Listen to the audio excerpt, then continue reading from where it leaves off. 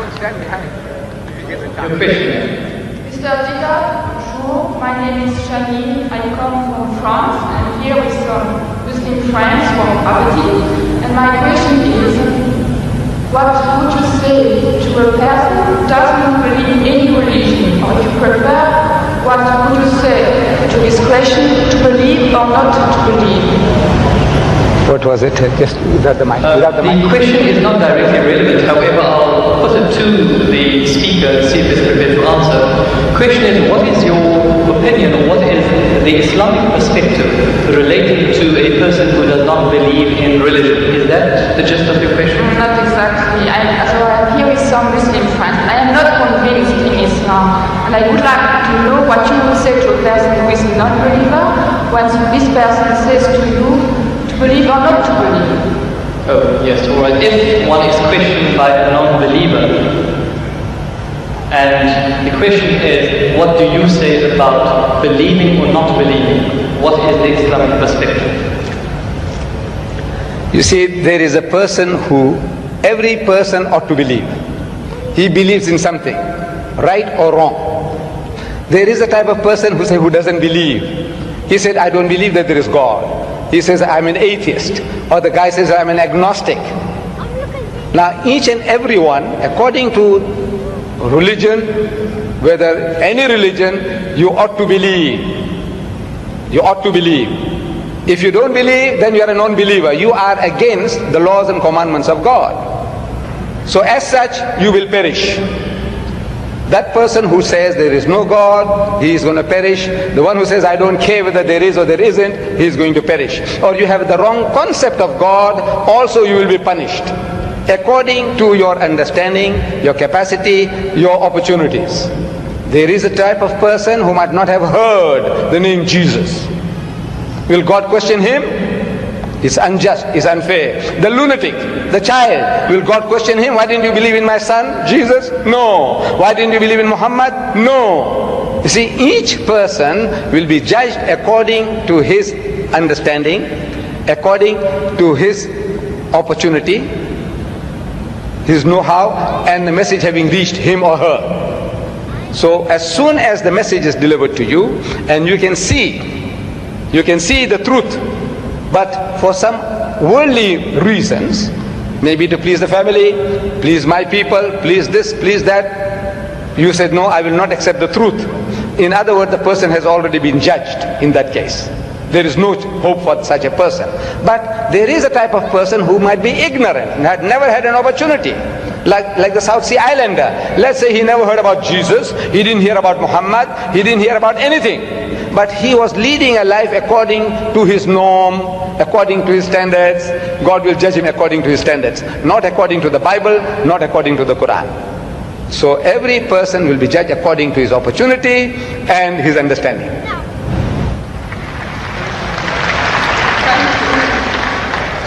Ladies and gentlemen, we unfortunately have just about a minute left of question time. All good things have to come to an end, so we can only accommodate one further question. Mr. Didan, I have impression that my question has been misunderstood. I didn't want to challenge you or to hurt you. I just wanted to ask you for some advice for a person who doesn't believe. I just wanted also to ask you for advice because I am a non-believer. I would want to believe in Islam, but I just want some advice. Yes,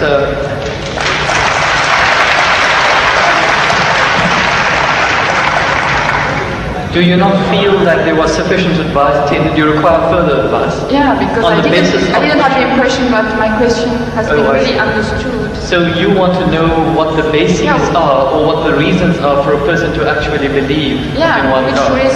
Which advice would you give to a person who is a non-believer? See, number one, we have to realize that there is a necessity for belief. If you don't believe, you can't move an inch. You can't bat an eyelid. We believe. The very fact that you believe that if you come there, stand before the mic, and when you utter the words will reach me. If you didn't believe, you wouldn't have taken that step. If you didn't believe that you will be visiting this hall and listening to a lecture, you wouldn't have come. So belief is fundamental, is basic to any move that you make. Now, without belief, believe in what? That there is a creator. Number one, that somebody made this machine. Man, woman, he made it. And that this machine is not given without instructions. Every machine carries with it instructions. Never mind how simple that mechanism is, you get instructions. Your washing machine, your hair dryer, your motor car, anything, everything, you need a book of instructions. This most complicated mechanism, the human being, created and left without instructions? Who says no, he has to be given instructions. And God Almighty, we believe that there is a creator, and this creator through his messengers, one of us, he has been conveying those messages to us, directions, instructions to us. Whether those instructions remain in their pristine purity or not, that is something that is now debatable. But the instructions were given, and it is through those instructions alone can man find ethics, can man find morality. Without these instructions, there is no ethics and there is no morality.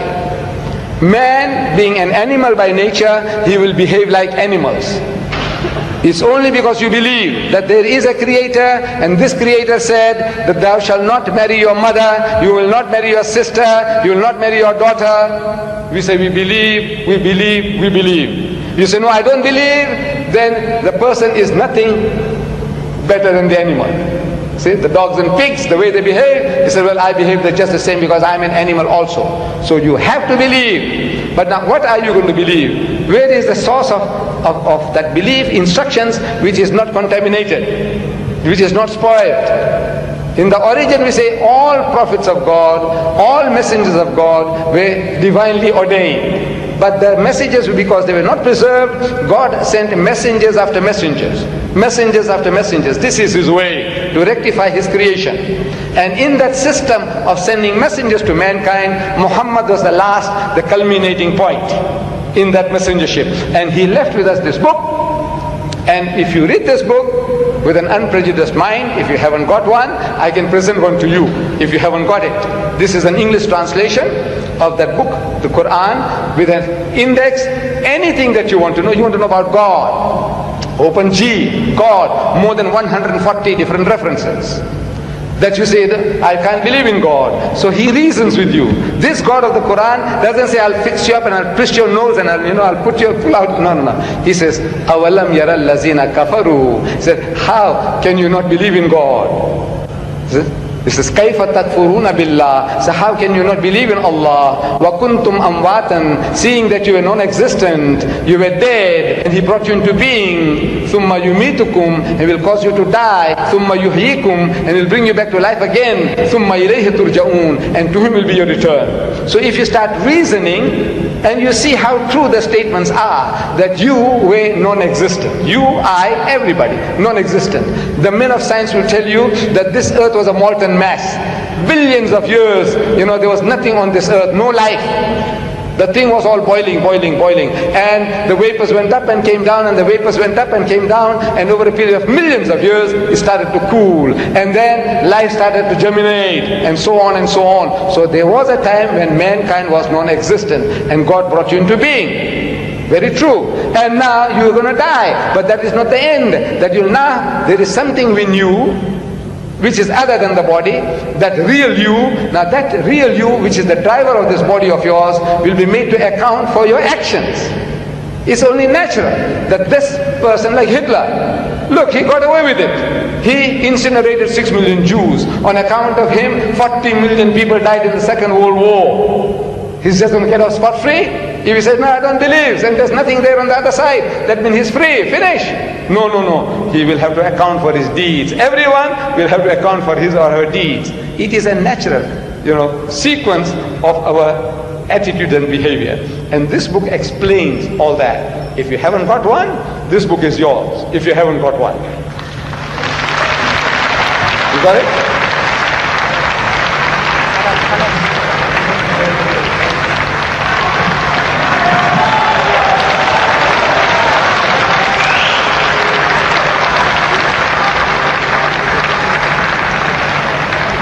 Ladies and gentlemen, unfortunately, all good things have to come to an end. Where at the end of our time span, we cannot accommodate any further questions. Whilst we'd like to